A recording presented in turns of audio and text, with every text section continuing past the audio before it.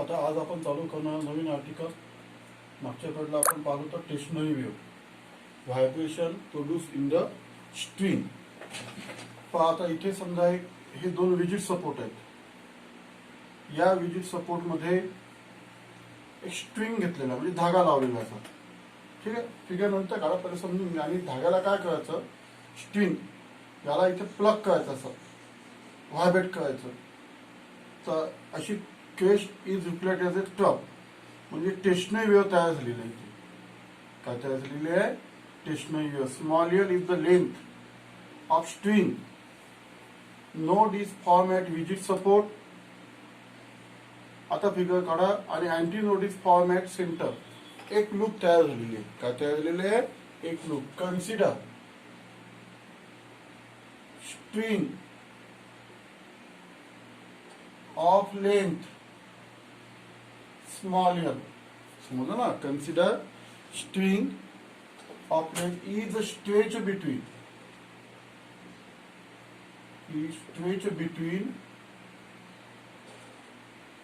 To visit support.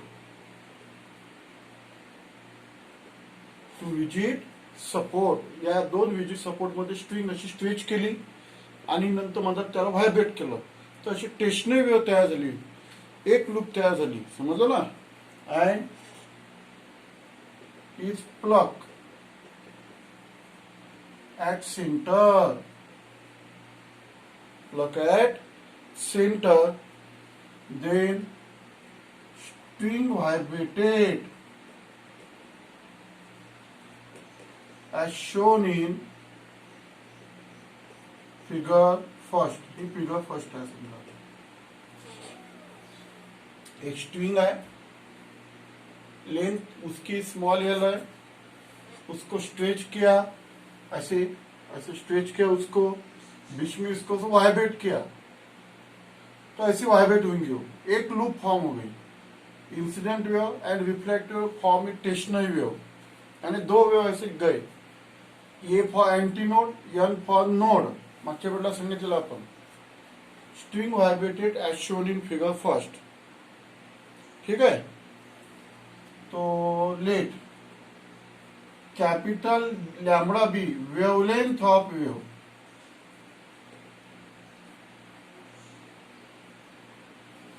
Lambda be wavelength of wave. देखो ये जो आर्टिकल है ये बोर्ड का 3 मार्क का आर्टिकल है. It will be asked for 3 marks. Vibration produce in the string. ठीक है. Consider string of length L is stretch between two visit support and pluck at centre. बीच में उसको वाइब्रेट किया, तो string vibrate as shown in figure. इसको basic यानी mode of fundamental मोड बोलते हैं. इसको क्या बोलते हैं, फंडामेंटल मोड बोलते हैं इसको. Small L. आता स्मॉल एम पहा. Small M be mass per unit length, म्हणजेच capital M upon capital M. ये जो स्ट्रिंग है, ये स्ट्रिंग का मास है कैपिटल एम, लेंथ है कैपिटल एल. म्हणजे actually small L equal to capital L आहे. समजलं ना. तर याला मास पर युनिट लेंथ म्हणतो आपण. स्मॉल एम ला काय म्हणतो आपण, मास पर युनिट लेंथ.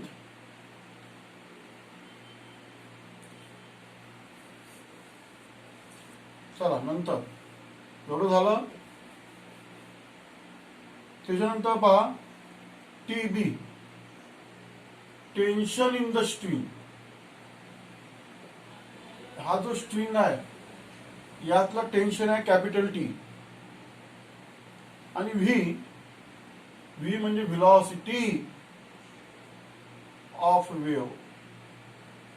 व्ही म्हणजे व्हेलॉसिटी. तर व्हीचा जो फॉर्म्युला मांडायचा आपल्याला, V is equal to T under T upon M. तुम्हाला मी पहिल्या पिरियड मध्ये शिकवलं होतं. V of velocity of transverse wave. Stationary wave 2 types, longitudinal wave stationary wave आणि नंतर ट्रान्सफर टेशनरी वेव्ह. स्ट्रिंग मध्ये जी तयार झाली ते ट्रान्सफर टेशनरी वेव्ह. आणि जे म्युझिकल इन्स्ट्रुमेंट असतात, वाईन इन्स्ट्रुमेंट, त्यामध्ये जी वेव्ह तयार होते ती लॉन्जिट्युडनल टेशनरी वेव्ह. तर V is equal to under root of T upon M. T म्हणजे tension in the string, small M म्हणजे लिनियर याला लिनियर डेन्सिटी म्हणतात किंवा मास पर युनिट लेंथ म्हणतात.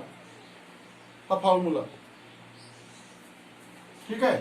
आता आपल्याला काय करायचं आहे, लेंथ ऑफ लूप काढायचे. Length of loop, one loop, एक लूप आहे तिथे, तिची लेंथ काढू आपण, याची लेंथ. ठीक आहे. तर L is equal to length of loop किती आला, एल, एक लूप आहे,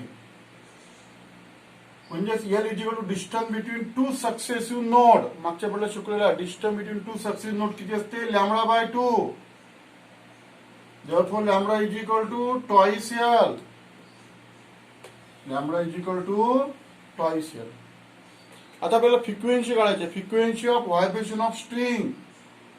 नाउ फ्रिक्वेन्सी ऑफ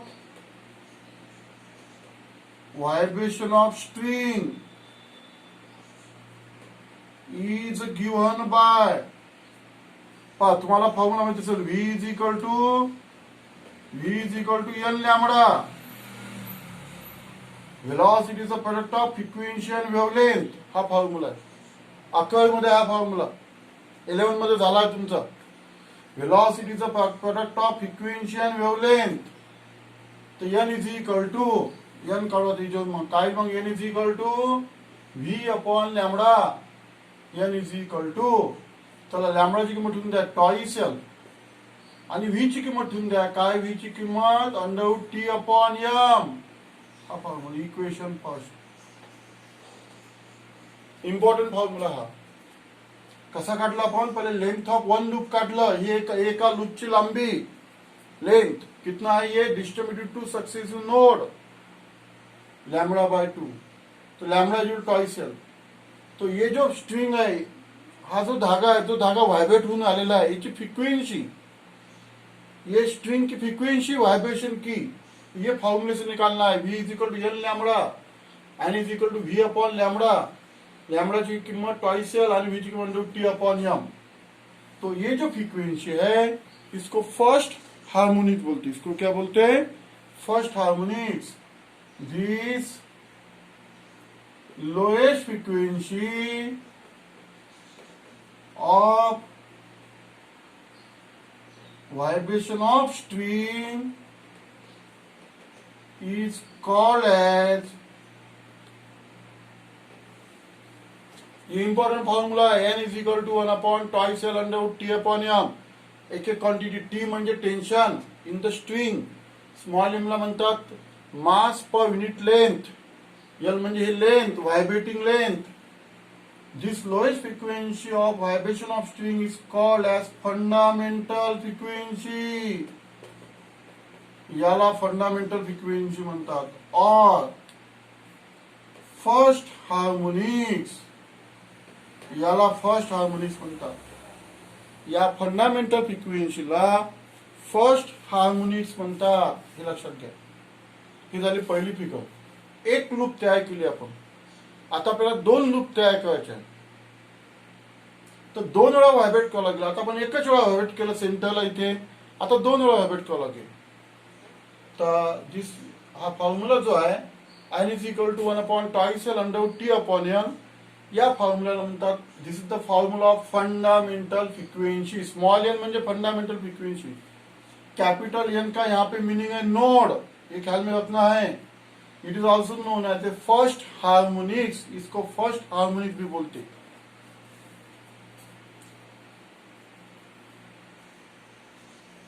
चला नंतर, अब क्या को अंतर तेवढंच घ्या. वो जो स्ट्रिंग है उसको 2 बार वाइब्रेट करना है, यहाँ पे और यहाँ पे. समझो ये स्ट्रिंग है, यहाँ पे वाइब्रेट करो, यहाँ पे वाइब्रेट करो, ऐसे. तो ऐसे 2 लूप फॉर्म हो जाएंगे. स्ट्रिंग इज वाइब्रेटेड,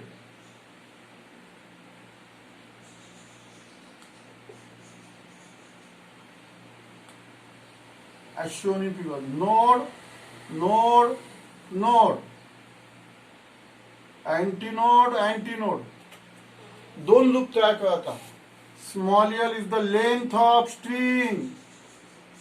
आता आपल्याला एका लूपची लांबी पाहिजे. इथे ही टोटल लेंथ एल आहे ना, मग एवढ्या लूपची लांबी किती आली मग L/2 इथून इथपर्यंत.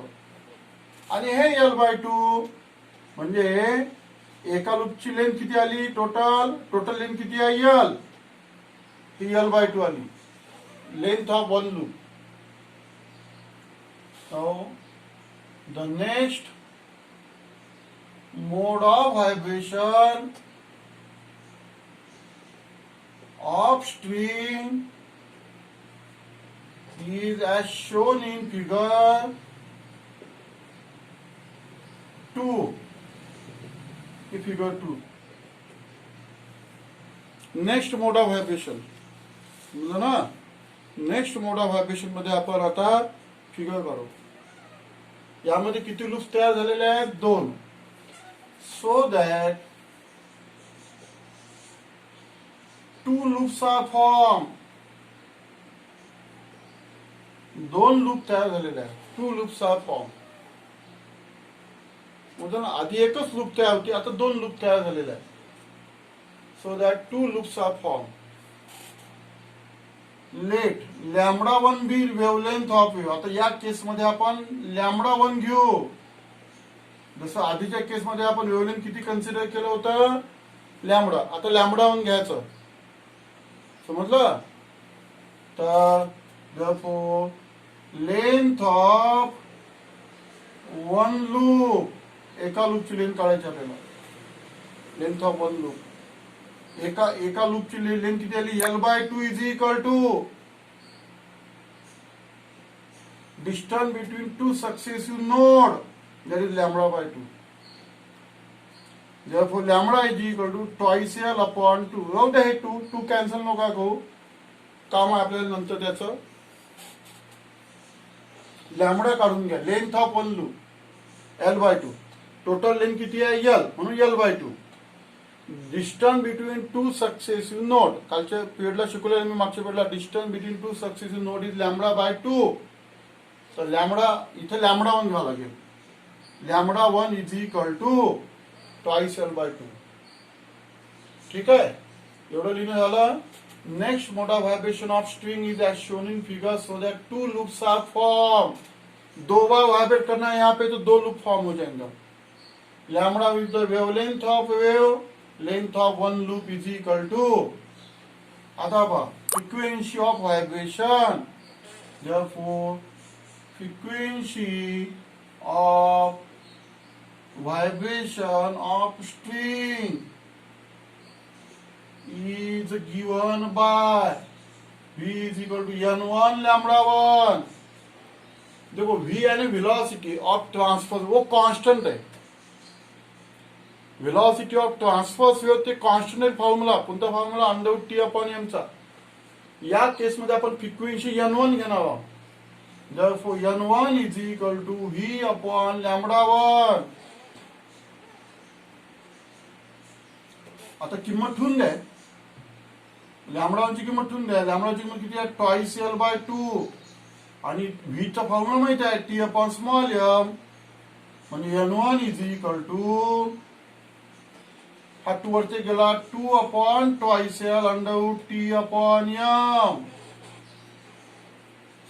समजलं. याला असं लिहू शकतो आपण 2 × 1 अपॉन ट्वाइस L √T/m. म्हणजे N1 इज इक्वल टू 2. हा फॉर्म्युला कशाचा आहे, फंडामेंटल फ्रिक्वेन्सी. म्हणजे पहिले equation 1, that is twice L. N1 is equal to twice L equation 2. म्हणजे N1 जे आपण आधी शिकलेला एका लूपची फ्रिक्वेन्सी किती पकडली होती, N. या केसमध्ये फ्रिक्वेन्सी किती पकडली, N1. तर ही फ्रिक्वेन्सी पहिल्या एका लूप पेक्षा डबल आलेली आहे. फंडामेंटल फ्रिक्वेन्सी पेक्षा डबल आलेली आहे. ट्वाइस N आलेला आहे, ट्वाइस N. पहा कसं काढलेलं आपण. therefore frequency of vibration of string is given by V is equal to N1 λ1, N1 is equal to V upon λ1, N1 is equal to 1 upon twice L/2 √T/m. 2 हा वरती गेला आणि याला असं लिहिलं 2 × 1 upon twice √T/m twice N.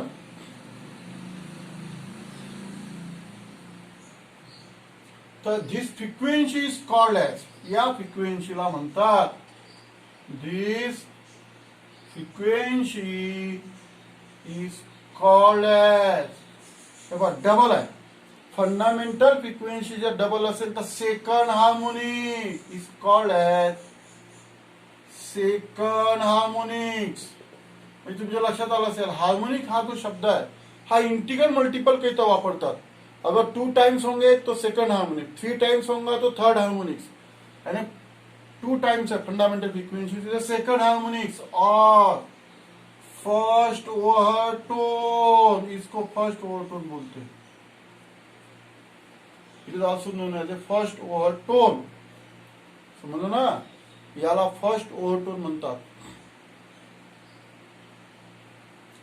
ओव्हरटोन ये जो word है ये फंडामेंटल फ्रिक्वेन्सी बाद कोई भी फ्रिक्वेन्सी आणून दो, यहाँ पे 3n येऊ दो, 4n येऊ दो, म्हणजे इथं ट्वाइस एनच्या तिथं 3n आलं असतं, 4n आलं असतं, 5n आलं असतं, तरी आपण त्याला फर्स्ट ओव्हरटोन म्हटलं असतं. फर्स्ट ओव्हरटोन हे हायर फ्रिक्वेन्सी करिता वापरतात. आणि हे जे हार्मोनिक्स आहे हे दुप्पट, टिप्पट, चौपट करिता वापरतात. दुप्पट असेल तर सेकंड हार्मोनिक, टिप्पट असेल तर थर्ड हार्मोनिक्स. तर this frequency is called as a second harmonics और फर्स्ट ओव्हरटोन. याला सेकंड हार्मोनिक्स किंवा फर्स्ट ओव्हरटोन म्हणतात. 2 लूप असेल तर सेकंड हार्मोनिक, 1 लूप असेल तर फर्स्ट हार्मोनिक. आता तिसरी फिगर, एवढं झालं. आता आपल्याला 3 लूप तयार करायचे. पुन्हा काढा. आता पहा, याऐवजी सपोर्ट मध्ये असा स्ट्रिंग आहे, त्याला 3 वेळा वाइब्रेट करायचा. 1 2 3, 3 बार वाइब्रेट करना उसको, तो ऐसे 3 लूप फॉर्म हो जाएंगे. निकालो फिगर अभी. ऐसे 3 लूप फॉर्म हो गए. Node node node node, anti node anti node anti node, 3 loop form हो गए. समझ में आया ना, मैंने 3 बार वाइब्रेट किया. Now next mode of vibration, तीसरी फिगर. Next mode of vibration of string is as shown in figure 3. तीसरी फिगर में, ठीक है. सो दैट कितने लूप्स फॉर्म हो गए यहाँ पे? 3 loops are form. 3 loops are form. 3 loop तयार झालेले आहेत. 3 बार वाइब्रेट करना उसको, 3 जगह पे वाइब्रेट किया तो 3 लूप्स फॉर्म. एक ही जगह पे वाइब्रेट किया तो 1 लूप. 2 बार वाइब्रेट 2 जगह पे 2 लूप्स. और यहाँ पे 3 वाइब्रेट किया तो 3 लूप्स फॉर्म हो गए. 3 लूप्स यानी 4 anti node 3 node, sorry 4 node 3 anti node. तो अभी ये केस में देखो, lambda to be the wavelength, lambda to be the wavelength of wave. जैसे अभी पहले इसमें लैम्बडा लिया था, बाद में सेकंड फिगर में अपने लैम्बडा 1 लिया था, अभी लैम्बडा 2. तो लेंथ ऑफ 1 लूप निकालो, 1 लूप की लेंथ. जैसे टोटल लेंथ कितनी है? टोटल लेंथ है यल, तो 1 लूप की लेंथ कितनी आ जाएंगी भी? यहां से यहां तक के L/3. यहां पे क्या आ जाएंगी? L/3 arc form.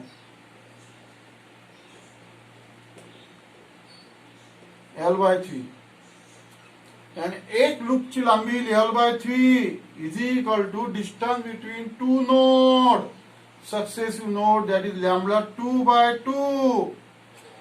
therefore lambda 2 is equal to twice L/3. ये लैम्बडा 2 की वैल्यू निकल गया.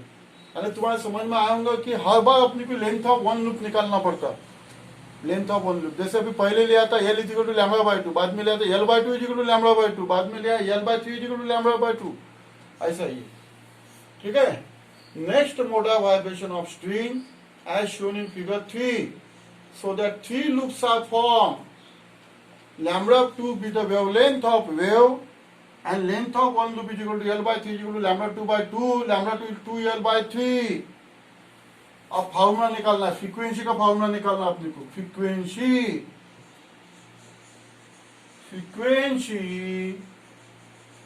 of vibration of string is given by, ये केस में फ्रीक्वेंसी n2 पकड़ेंगे, v is equal to n2 lambda 2, n2 is equal to v upon lambda 2। जैसे पहले केस में frequency एक लूप थी तो फ्रीक्वेंसी n पकड़ी थी, दो लूप थी तो फ्रीक्वेंसी n1 और तीन लूप थी तो फ्रीक्वेंसी n2। तो n2 is equal to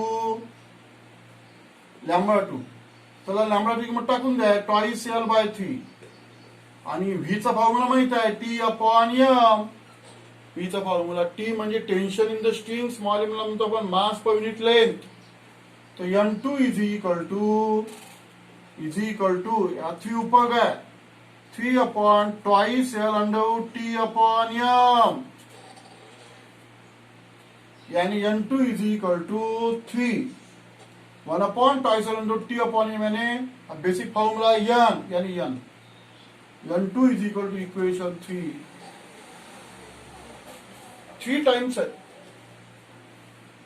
3 loop असेल तर 3 टाइम्स फंडामेंटल फ्रिक्वेन्सी, समजलं ना। म्हणजे पहिली जी एकच लूप असेल तर ते फंडामेंटल फ्रिक्वेन्सी, फंडामेंटल फ्रिक्वेन्सीच्या 3 पट आहेत, 3 टाइम्स आहेत, म्हणून याला म्हणायचं थर्ड हार्मोनिक्स। जसं 2n असेल तर second harmonic. This frequency is called as third harmonics, याला थर्ड हार्मोनिक्स म्हणतात। It is called as a third harmonics और सेकंड ओव्हरटोन और सेकंड ओव्हरटोन। ओव्हरटोन हा जो शब्द आहे तो फंडामेंटल फ्रिक्वेन्सी नंतर लगातार येतो, फर्स्ट ओव्हरटोन सेकंड ओव्हरटोन। हे जे हार्मोनिक्स आहे, ह्या हार्मोनिक्स याच्यावर डिपेंड आहे। 2 टाइम्स होंगे तो सेकंड हार्मोनिक, 3 टाइम्स होंगे तो थर्ड हार्मोनिक्स। यानी अब तुम्हारे समझ में आ गया, एक लूप होंगी तो फर्स्ट हार्मोनिक, 2 लूप होंगे तो सेकंड हार्मोनिक, 3 लूप असेल तर थर्ड हार्मोनिक्स। म्हणजे हे जे स्ट्रिंग आहे, या स्ट्रिंग मध्ये सगळे हार्मोनिक्स प्रेझेंट असतात। Thus all harmonics are present in a straight string. All harmonics are present in a straight string. सगळे हार्मोनिक्स प्रेझेंट आहे। n first harmonic, second harmonic, third harmonic, fourth harmonic, अशा पद्धतीने सगळे harmonics present, all harmonics are present. आणि याची frequency therefore frequency of nth harmonics p into n, p nth harmonics. समजा second harmonic twice n, third harmonic असेल तर twice n, fifth harmonic असेल समजा फिफ्थ हार्मोनिक तर 5n, अशा पद्धतीने frequency of nth harmonics pn, frequency of pth ओव्हरटोन, इथं p ची किंमत किती आहे 1 2 3, समजलं ना, डॅश डॅश, किंवा इथे pth हार्मोनिक्स कर। Frequency of pth harmonics is equal to pn। p ची किंमत तुम्ही ठेवू शकता 1, पहिला हार्मोनिक असेल तर पी ची किंमत 1, दुसरा हार्मोनिक 2n, तिसरा असेल तर 3n। आता overtone, frequency of pth overtone p plus 1 into n। समजा तुम्हाला सेकंड ओव्हरटोन काढायचा आहे, सेकंड ओव्हरटोनची फ्रिक्वेन्सी काढायची आहे, तर p ची किंमत येईल 2, सेकंड ओव्हरटोन तर 2 प्लस 1 म्हणजे 3n। तुम्हाला नाइन्थ ओव्हरटोन काढायचा आहे तर frequency of ninth overtone is equal to 9 plus 1 म्हणजे 10n, अशा पद्धतीने आपण काढू शकतो। आता आपला आर्टिकल संपलं। प्रॉब्लेम करिता हा फॉर्म्युला लक्षात ठेवा आणि फंडामेंटल फ्रिक्वेन्सीचा फॉर्म्युला लर्न करा। n is equal to 1 upon twice l under root T upon m।